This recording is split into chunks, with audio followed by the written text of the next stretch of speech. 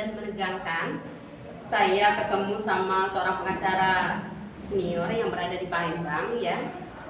Agak tegang Pak ya. Karena saya itu biasanya pecicilan Pak. Ya, ini sekarang agak serius. Saya serius ini sekarang. Oke teman-teman semuanya, sudah di tempat kantor pengacara kakanda kita Sudarman Sahri SH yang bertempat di Palembang. Beliau salah satu pengacara yang udah lama ya, cukup lama di dunia advokat pengacara, dan beliau juga asli Banyuasin, dan kita patut bangga lah ya bisa mencontoh beliau yang ingin terjun ke dunia pengacara. Oke. Terima kasih Bapak sudah mengajak saya ke kantornya hari ini, dan terima kasih juga telah merepotkan. Maaf ya Pak ya, merepotkan. Hari ini saya merepotkan beliau. Saya lihat tadi di bawah ini kantor beliau, ya di atas juga, ini di atas ya Pak ya. Oke, di atas. Oke Bapak, bisa memperkenalkan diri Pak sebelum saya bertanya ke Bapak tentang semuanya. Iya. Ya, pertama kami perkenalkan diri. Ini adalah kantor bersama dari organisasi Persadi ya. Organisasi Persadi yang mana arti dari Persadi itu ya pergerakan seluruh advokat Indonesia. Itu organisasi Persadi. Pak, karena saya nih sukanya pecicilan dari tadi, mau ketawa, mau senyum, tapi karena berhadapan Bapak, jadi saya agak serius. Iya. Ya Pak, ini Bapak Sudarman Sahri. Pak, saya penasaran, kenapa Bapak memilih menjadi seorang pengacara? Asal mula Bapak, apakah memang ada yang motivasi dari belakang, atau memang ada teman yang mengajak, atau memang dari hati Bapak? Ya, pertama niat dari ingin menjadi seorang pengacara itu yang pertama dari hati. Kita tahu sendiri kondisi dan keadaan hukum di Indonesia ini sangat mengkhawatirkan. Disitulah pentingnya peran seorang pengacara atau penasihat hukum atau advokat. Setelah kita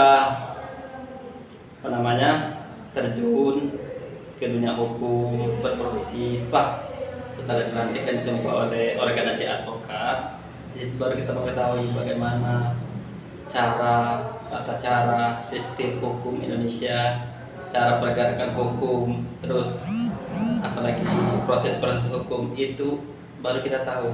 Karena masalah hukum ini di bidang advokat ini tidak diajarkan di universitas hukum lainnya. Iya, benar sekali. Seperti surat kuasa, pembuatan surat kuasa, terus pembuatan surat gugatan itu tidak sama sekali diajarkan di universitas di Indonesia. Khususnya fakultas hukum, ya, itu tidak pernah diajarkan. Ya. Jadi Pak, memotivasi Bapak pertama kali memang dari hati. Ya, dari hati. Nggak ikut-ikutan? Tidak ikut-ikutan. Oh, ya. Itu tahun berapa Pak? Kalau ini saya tahun 2016. Oh, 16 ya. Sudah lama ya Pak ya? 16 sampai sekarang Pak ya? Sampai sekarang alhamdulillah. Alhamdulillah. Ya. Bapak ini warawiri kayaknya Pak ya? Iya. Kemana-mana ya Pak ya? Alhamdulillah. Ya, alhamdulillah. Ini sudah menikah Pak? Sudah. Udah anak berapa? Anak 2. Anak 2. Mau nambah lagi? Iya. Oke teman-teman semuanya, itulah tadi pertanyaan yang saya ajukan ke Bapak Sudarman Sahri. Ya. Karena kita memang agak serius ya, nggak boleh main kalau di advokat ya. Nggak boleh kan Pak? Kalau dia makanya nggak boleh main, tapi kalau di luar boleh. Boleh, di luar boleh. Artinya kita podcast boleh juga kalau mau bercanda ya Pak ya? Iya. Karena advokat itu banyak mikirnya. Banyak kalau dia bawaan serius nanti stres juga. Benar-benar. Jadi harus fokus ya. Ya, harus fokus. Kalau pas lagi di lapangan. Ya. Kalau di luar lapangan kayak gini, nggak kepikir kan Pak? Iya, oke. Ya teman-teman semuanya, itu tadi yang pertanyaan yang saya ajukan ke Bapak Sudarman Sahri sudah dijawabnya, dan yang lagi saya akan bertanya lagi ke beliau. Ini Pak, pertanyaan yang berikutnya, selain advokat, apakah ada yang lain lagi penegak hukum itu selain advokat Pak? Ya. Penasaran itu Pak saya sebenarnya. Saya ini orang hukum, tapi gimana ya Pak? Karena lama nggak buka-buka buku, buka-buka Google, mungkin agak-agak lupa. Ya. Oke. Ya. Ini dalam pasal 5 Undang-Undang Advokat Nomor 18 Tahun 2013 Coba lihat Pak di depan kameranya. ini sudah jelas dinyatakan kalau advokat itu setara dengan penegak hukum lainnya. Penegak hukum lainnya itu seperti pertama polisi ya, jaksa, terus hakim itu. Jadi empat penegak hukum itu termasuklah salah satunya pengacara. Ya.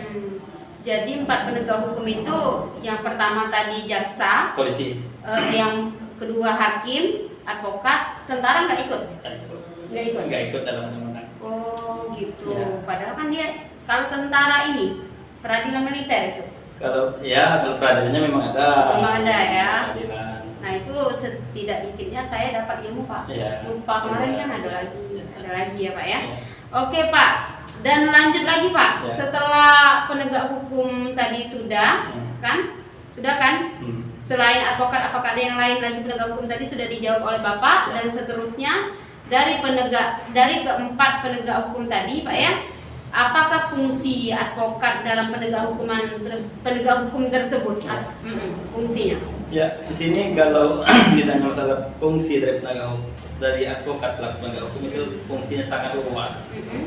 Mulai dari pendampingan klien sebelum ditetapkan tersangka. Itu fungsi ya? Ya, itu ada wewenang untuk mendampingi, mewakili juga. Itu sesuai dengan surat kuasa. Itu. Terus setelah penetapan tersangka juga bisa melakukan upaya hukum. Ya, upaya hukumnya banyak itu seperti penangguhan penahanan. Terus permohonan agar tidak ditahan. Terus mohon agar klien yang ditersangkakan itu diminta seperti penahanan kota, penahanan rumah, itu kan upaya hukum dari advokat itu. Iya. Tuh contohnya Pak? Yang tadi contohnya? Ya contohnya seperti gini. Kan di dalam hukum itu tahap penyidikan itu kan sebenarnya pertama penetapan tersangka itu bisa ditetapkan tersangka itu melalui minimal 2 alat bukti. Ya, 2 alat saksi. Pak, benar nggak Pak? 1 orang saksi belum dijadikan saksi. Benar. Benar Pak itu. Itu asas hukumnya. Asas hukum. Bonus tetis, nulus testis. Iya, benar Ya, sekali. gitu.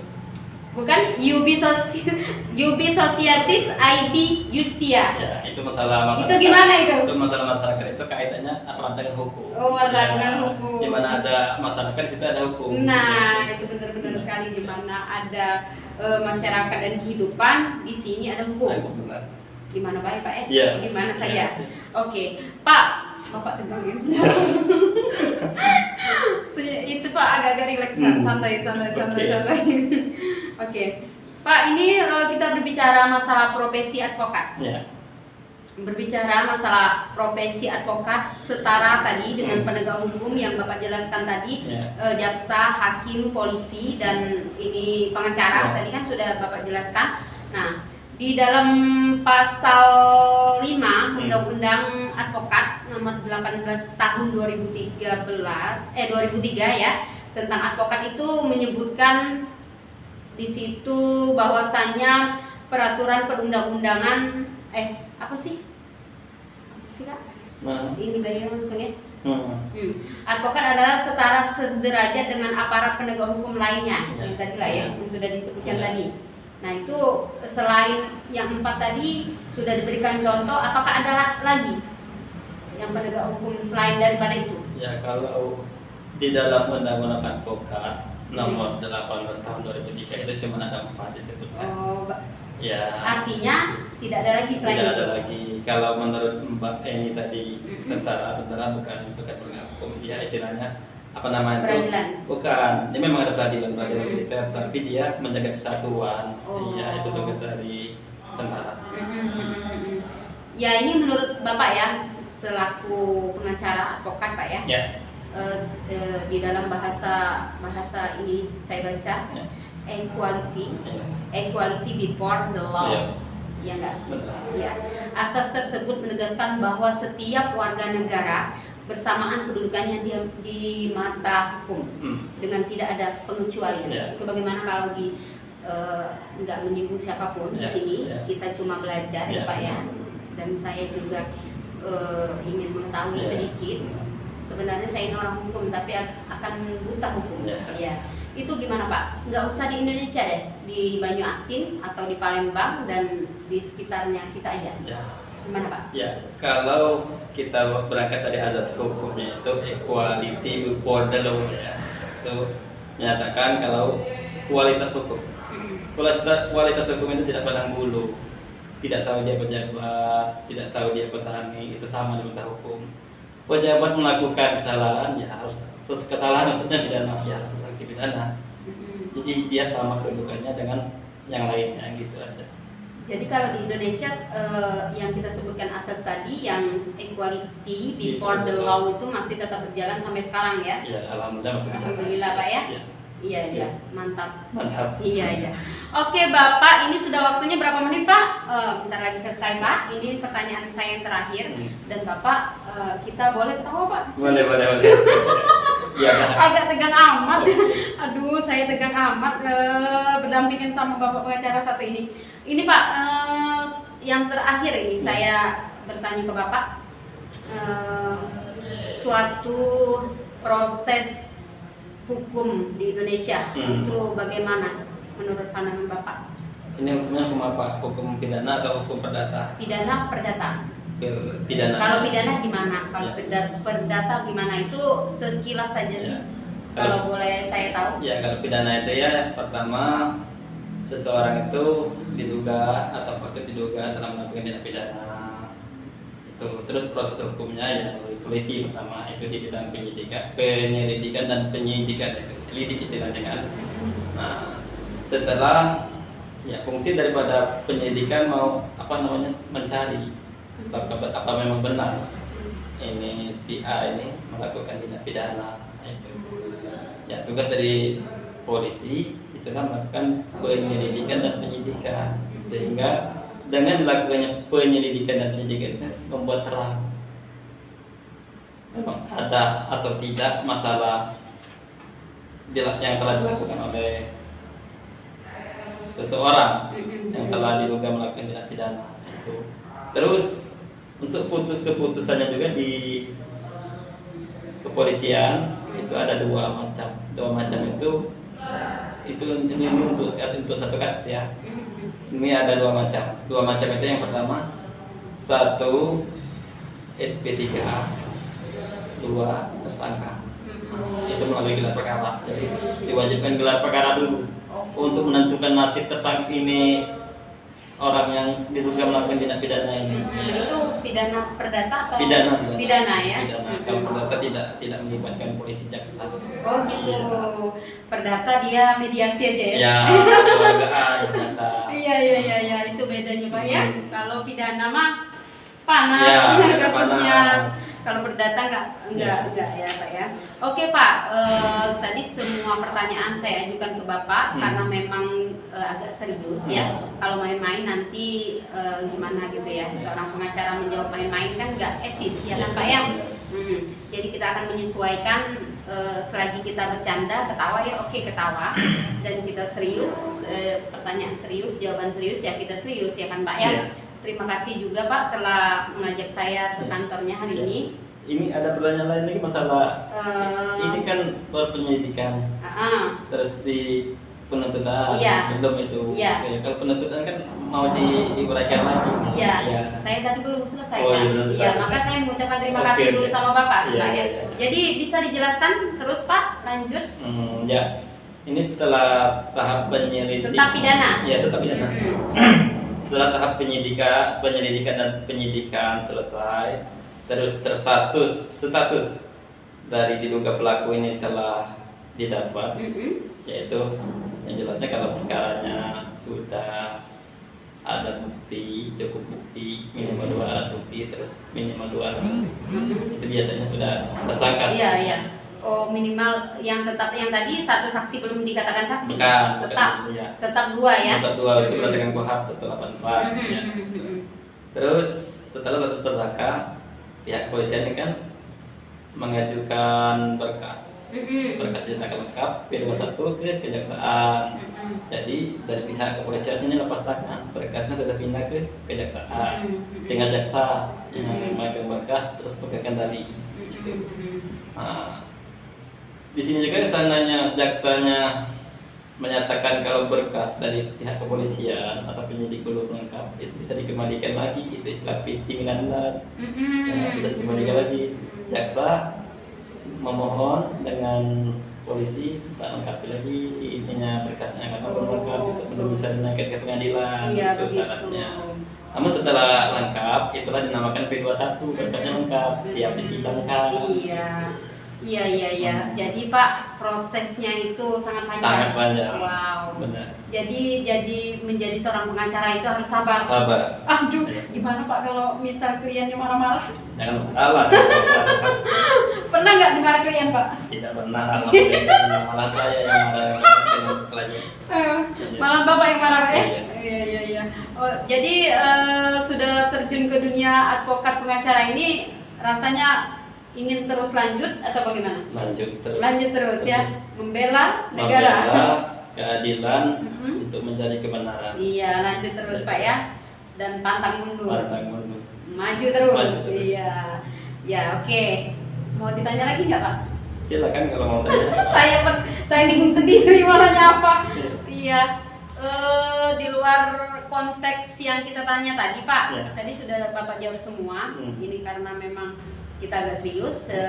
Satu aja Pak ya. Itu ini agak sensitif sih sebenarnya. Enggak apa-apa. Kalau ininya apa? Biaya. Oh, biaya itu kan kesepakatan antara klien dengan pengacara. Kalau saja Pak nanti kan misal ada keluarga saya atau teman saya kan, nih Mbak mau minta tolong kan, saya udah ada channel gitu loh. Yang jelasnya begini, pengacara itu kan kantornya kan ada AC, terus ada pegawai juga, ada komputer, ada apa-apa yang jelas itu administrasi, gitu kan. Terus masalah operasional kan ada mobil, mau ke pengadilan kan operasionalnya kan. Terus ya banyak lagi kebutuhan-kebutuhan lainnya gitu. Jadi dipikirkan. Ya dipikirkan. Menjadi seorang pengacara itu banyak sekali ya yang dipikirkan. Dan saya tuh nggak ada pikiran, tanya terus dari tadi ya Pak ya. Oke. Tapi terima kasih juga loh Pak ilmunya Pak hari ini. Alhamdulillah. Ya, jadi saya tuh yang tadinya lupa saya ingat lagi, ya kan? Ya. Dan semoga saya bisa bergabung. Boleh. Iya. Tunggu. Iya. Secepatnya. Secepatnya Pak ya. Oke, terima kasih teman-teman semuanya telah menyaksikan podcast kita hari ini bersama dengan Bapak Sudarman Sahri SH di kantor pengacaranya. Dan saya terima kasih semuanya telah menonton kami pada hari ini. Dan semoga menjadi inspirasi juga buat kita semua. Semoga yang remaja yang memang ada terjunan yang mau terjun ke dunia pengacara, advokat, kalian bisa langsung ke sini, tidak apa-apa dengan Pak Sudarman bisa. Ya, langsung ke tempat kantornya Pak Sudarman Sahri. Boleh langsung. Kalau mau misalnya ikut pelatihan ya Pak ya, pendidikan Pak ya, ataupun langsung kalau sudah pendidikan yang mau ikut ujian bisa langsung ke sini. Bukan promosi sebenarnya, tapi kan kalau mau nggak ribet-ribet amat kayak gitu loh. Udah ada yang kenal nih Mbak Eni, ya gitu kan. Mau ke Mbak Eni nih, nanti saya ajak gitu, dan kita sama-sama gabung. Oke? Terima kasih semuanya telah menyaksikan dan menonton kami pada hari ini. Jangan lupa like, subscribe, and komen di bawah. Wassalamualaikum warahmatullahi wabarakatuh. Waalaikumsalam warahmatullahi wabarakatuh.